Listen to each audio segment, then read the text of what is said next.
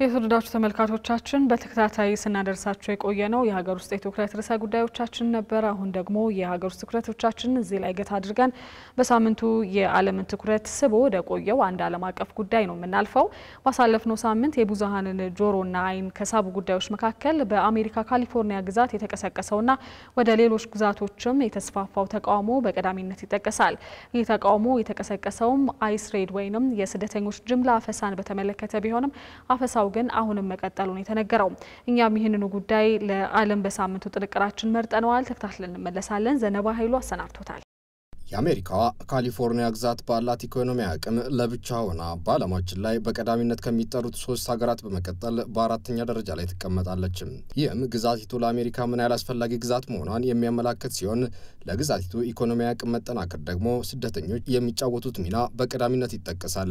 አብዛኛዎቹ ስደተኞች በግብርና፣ ማኑፋክቸሪንግ፣ ግንባታ በመሳሰሉ ጉልበት በሚጠይቁ ስራዎች ላይ በመሰማራት ለግዛቲቱም ሆነ ለአሜሪካ ከፍተኛ አስተዋጽኦ ማበርከታቸውም ይነገራል። በፈረንጆቹ 2021 በተደረገ አንድ ጥናት ስደተኞች ለካሊፎርኒያ ግዛት 52 ቢሊዮን ዶላር ገቢ ሲያበረክቱ ለፌደራል መንግስት ደግሞ 82 ቢሊዮን ዶላር አካባቢ የሚደርስ ግብር መክፈላቸው ይጠቆማል። በካሊፎርኒያ ግዛት ከ20 ሚሊዮን በላይ የላቲን አሜሪካ ሀገራት ስደተኞች የሚገኙ ሲሆን ትራምፕ ወደ ስልጣን ከመጡ በኋላ እነዚህን ስደተኞች ላይን ያስጠላችሁኝ በማለት ላይ ይገኛሉ። ይሁን እንጂ ከትራምፕ በፊት የነበሩ የአሜሪካ መሪዎች በሙሉ በሚባል ደረጃ አሜሪካ ከተለያዩ የዓለም ሀገራት ተሰደው በመጡ ሰዎች የተገነባች ሀገር ስለመሆኗ ነበር ሲናገሩ የሚደመጡት።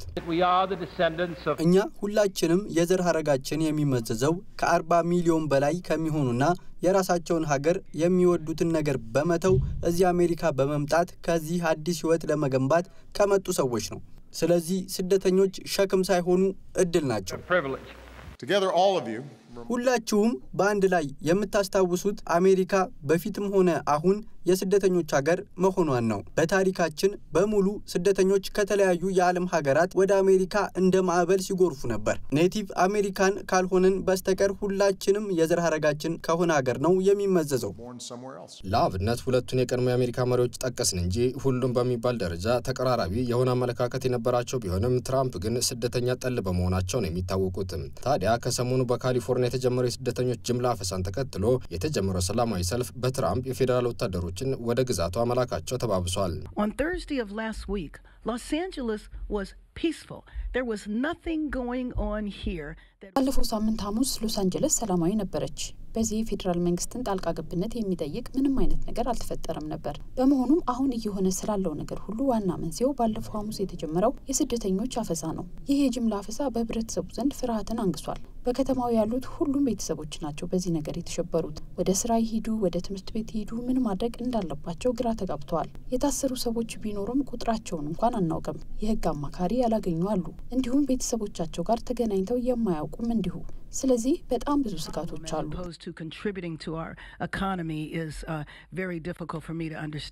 ፕሬዚዳንት ትራምፕ ያለ ካሊፎርኒያው ሀገረ ገዢ ጥያቄ የሀገሪቱን ብሔራዊ ዘብ ወደ ሎስ አንጀለስ ከተማ መላካቸው ለካሊፎርኒያው ገዢ ጋቪን ኒውሰም ከመናቅም በላይ የግዛታዊ ሉዓላዊነት መጣስ ተደርጎ ተጠቅሷል። በዚህም ምክንያት በሁለቱ ባለስልጣናት መካከል ሲደረግ የነበረው የቃላት ልውውጥ ተካሮ ትራምፕ ሀገረ ገዢው እንዲታሰሩ መጠየቃቸውም ተሰምቷል። ፕሬዚዳንት ትራምፕ ብሔራዊ ዘቡን ወደ ሎስ አንጀለስ የላኩት የካሊፎርኒያ ሀገረ ገዢ ስልጣናቸውን በመጠቀም ጥያቄ ስላላቀረቡ መሆኑን ጠቅሰው ሎስ አንጀለስን ከመንደድ ታድርጊያለሁ ብለዋል። I can tell you last night was terrible. The night before that was terrible. We have, as you've seen, it was on most of your networks, people with big እንደዚያው ነው ነገሩ የተፈጸመው። ትላልቅ መዶሻ በያዙ ሰዎች ነው። በኔትወርክ የተደራጁ ናቸው። ኮንክሪቱን፣ አስፓልቱን በመደብደብና በመፈንቀል ድንጋዩን ይከፋፍላሉ። ከዚያ ድልድይ ላይ ወጥተው መኪና ላይ ይጥላሉ። ፖሊሶቻችን ላይ ይወረውራሉ። ወታደሮቻችን ላይ ይወረውራሉ። ስለዚህ ይህን ማስቆም ነበረብን። እነዚህ ሰዎች አሁን በቁጥጥር ስር አውለናቸዋል። እኛ በዚህ ጉዳይ ላይ ባንገባ ኖሮ አሁን በመናወራበት ደረጃ ሎስ አንጀለስ በመቃጠል ላይ ትገኝ ነበር። Los Angeles would be burning just like it was burning a number of months ago with all the houses that were lost. Los Angeles right now would be on fire and we have it in great shape. ይህንን የስደተኞችን የጅምላ አፈሳ የሚቃወም ሰልፍ ከካሊፎርኒያ ባለፈ በሌሎች የአሜሪካ ግዛቶች ቀጥሎ የተካሄደ ሲሆን ሰልፈኞቹም ከፖሊሶች ጋር ግብ ሲገጥሙ ተስተውሏል።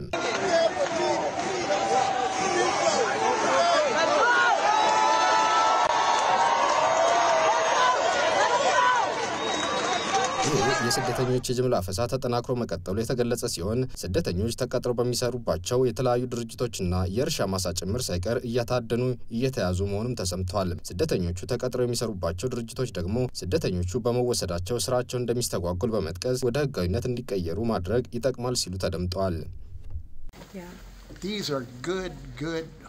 እነዚህ በጣም ጥሩና ታታሪ ሰራተኞች ናቸው። በጣም ጎበዝ ሰዎች ናቸው። ከልቤ ነው የምልሽ። እንደ ቤተሰቦቻችን ናቸው። እዚህ ሲመጡ በነፃ አይስክሬም፣ ዶናትና ፒዛ ያገኛሉ።